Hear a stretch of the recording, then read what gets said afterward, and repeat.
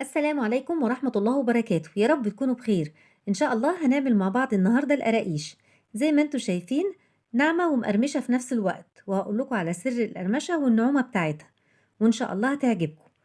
وهنعملها بحشوات مختلفة، هنحشيها بالعجوة وهنحشيها بالملبن وهنعمل السادة، وبتبقى جميلة قوي في الفطار. وبالنسبة لتجهيز الحشوات هحط لكم الرابط بتاعها في صندوق الوصف. ما تنسوش تشتركوا في القناة وتعملوا لي لايك علشان أي وصفة جديدة أعملها توصل لكم.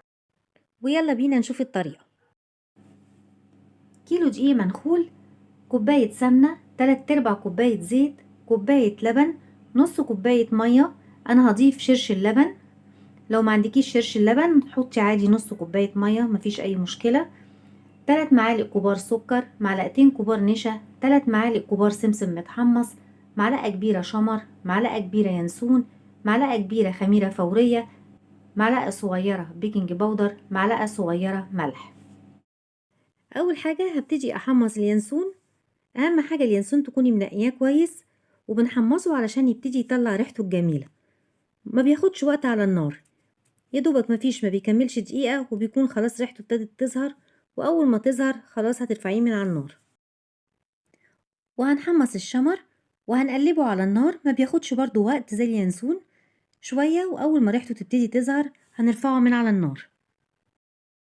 بالنسبة للدقيق هبتدي أضيف كل المقادير الجافة على بعض، هنزل بالسكر وهنزل بالسمسم المحمص، وبالنسبة للشمر واليانسون هطحنهم طحنة خفيفة، وبعد كده هنزل بمعلقتين النشا والخميرة الفورية والبيكنج باودر والملح، وهقلب كل المقادير الجافة مع بعض كويس. هعمل تجويف في الدقيق وهبتدي أنزل بالسمنة، وبعد كده ابتدي أضيف الزيت.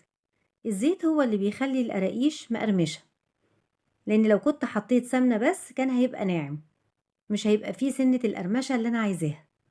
بعد كده ابتدي أقلبهم مع بعض، لأن بعد ما أقلبهم هبتدي أبس الدقيق مع السمنة والزيت. بعد كده هبتدي أبس الدقيق مع الزيت والسمنة، لأني عايزة كل جزء من الدقيق يتشرب كويس من السمنة والزيت. بعد كده هنزل بكوباية اللبن ونص كوباية المية. أنا عندي الشرش اللبن فنزلت بنص كوباية شرش اللبن بدل نص كوباية المية، وابتدي أقلبه بالمعلقة لغاية ما اللبن يختفي شوية في الدقيق، وبعد كده ابتدي أعجن بإيدي.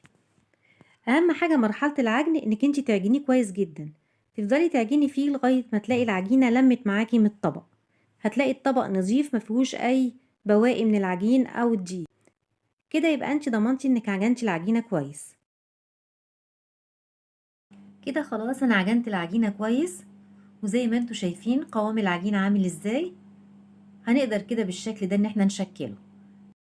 بعد كده هبتدي اغطيها بكيس واسيبها تخمر لمده ساعه. العجينه خمرت وهبتدي اشيل الكيس من عليها واعجنها علشان اخرج الهواء اللي فيها. العجينة ريحتها جميلة جدا وملمسها رائع. وبكده العجينة بقت جاهزة معايا عشان نبتدي نشكل فيها. هقسم العجين لأربع أجزاء عشان هاخد كل جزء جزء واعمل بيه حاجة، جزء حشوة الملبن وجزء حشوة العجوة وجزء سادة والجزء الرابع هاخده ان انا اكمل بيه اي جزء ناقص من الاجزاء التلاتة. هبتدي اشتغل في الجزء الاولاني، هبتدي افرده واعمله على شكل اسطواني بالشكل اللي انتوا شايفينه دوت، وبعد ما افرده هبتدي ابططه بايدي علشان اخلي سمكه رفيع. ومش هتحتاجي انك انت تستخدمي نشابة لان العجينة طرية وكويسة، هتبقى سهلة معاكي في الفرد. بعد ما فردته هجيب القطاعة وابتدي اساوي الاطراف بتاعته، هساوي الجنبين وهسويه من تحت، والعجين ده انا هرجع استخدمه تاني. بعد كده هبتدي اقطعه شرايح بالطول. هكون محضرة الصاج ومش هحتاج ان انا ادهنه باي مادة دهنية، لان القراقيش فيها كمية سمنة وزيت كافية جدا مش هتخليها تلزق في الصاج. وهعمل بقية جزء العجين اللي انا عاملاه للسادة، هعمله كله بنفس الطريقة. وده شكل الجزء السادة بعد ما خلص، هخليه على جنب علشان يخمر، وهشتغل في باقي العجين. بعد كده هبتدي اشتغل في الجزء التاني وهنشتغل في العجوة. بس قبل ما اشتغل في العجوة هبتدي اجيب كيسين تلاجة واقطعهم بالمقص من تحت ومن الجنب علشان يبقى مفرود، لان هنشوف هنعمل فيه ايه. وهعمل كيس تاني برضو بنفس الطريقة، وهفرد الكيس الاولاني وهجيب العجوة واحطها في النص. بالنسبة لطريقة تحضير العجوة بحط فيها سمنة وسمسم وقرفة، وطريقة تحضير الحشوات هحط لكم الرابط بتاعها في صندوق الوصف. بعد كده هبتدي احط الكيس التاني فوق منها وابططها بايدي، وهجيب النشابة وابتدي افردها ما بين الكيسين، وهفردها على شكل مستطيل ما بين الكيسين. وكل ما يبقى سمك العجوة رفيع كل ما يبقى افضل. وبالنسبة للزيادات اللي طلعت من بره الكيس هبتدي اقطعها بالقطاعة واحطها في الاماكن الفاضية اللي فوق، بحيث ان انا اطلع شكل المستطيل على قدر الامكان.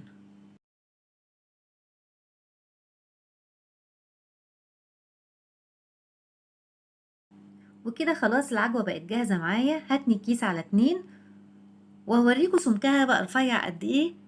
ده السمك اللي احنا عايزينه، الرفيع ده خالص. وكده العجوة بقت جاهزة. هنبتدي نشيلها ونجيب العجين نبتدي نشتغل فيه. وهفرد العجين بالنشابة وهعمله على شكل مستطيل زي ما عملت العجوة على شكل مستطيل. وهنخلي العجين برضو السمك بتاعه رفيع. وهجيب النشابة الصغيرة وابتدي اظبط الاطراف بتاعتها، لان انا عايزة السمك كله رفيع من جميع الجوانب. هجيب بعد كده العجوة واشيل الكيس اللي فوق. هتلاقي الكيس بيطلع معاكي بسهولة علشان العجوة فيها سمنة فمش هتلزق. بعد كده هبتدي اقلب العجوة على العجين من الناحية التانية. شايفين ازاي العجوة قد حجم العجين؟ بعد كده هبتدي اشيل الكيس التاني، وبالقطاعة هبتدي اشيل العجين الزيادة علشان نخلي الشكل على شكل مستطيل، وهظبطها من جميع الجوانب.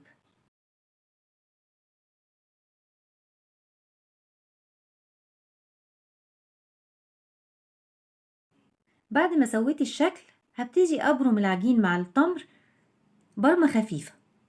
بعد ما رفعت العجين هبتدي اتنيه مع التمر لجوه، وهبتدي اظبط الاطراف كلها كده بحيث انها كلها تبقى سمك واحد.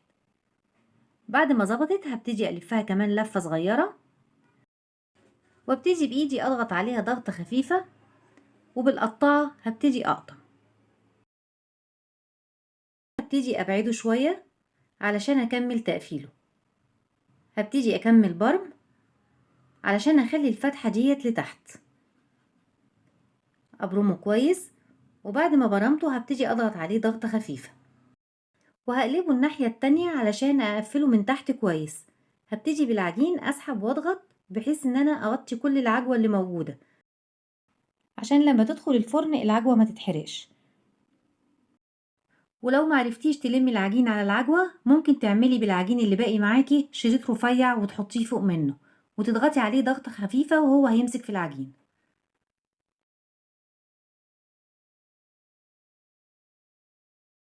بعد ما قفلته كويس هبتدي اضغط عليه ضغطة خفيفة واقلبه الناحية التانية، وبالقطاعة ابتدي اقطعه قطع صغيرة.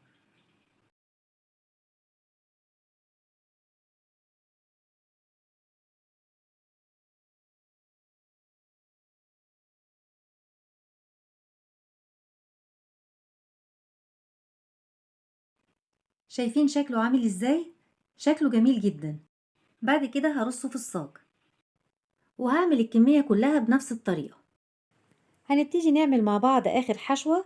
الملبن هجيبه واكوره كور صغيرة، وهجيب جزء العجينة الاخير وابتدي ابططه وافرده بالنشابة، وبعد كده هقطعه دواير، اما تقطعيه بالكوباية او بقطعه من عندك.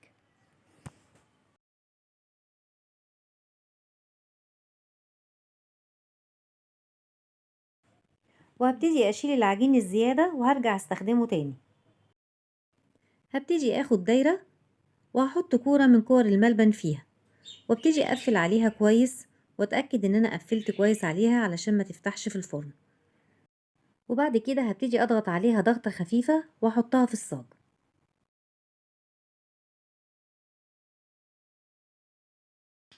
وهعمل الكمية كلها بنفس الطريقة. بعد ما خلصت الكمية كلها هجيب شوية لبن دافيين وهحط فيهم نص معلقة صغيرة قهوة سريعة الذوبان وهقلبهم مع بعض، وهكون محضرة سمسم. بعد كده هبتدي أدهن القراقيش اللي محشية بالعجوة بخليط اللبن مع القهوة سريعة الذوبان عشان السمسم يمسك في القراقيش. بعد كده هبتدي أوزع السمسم على القراقيش كلها.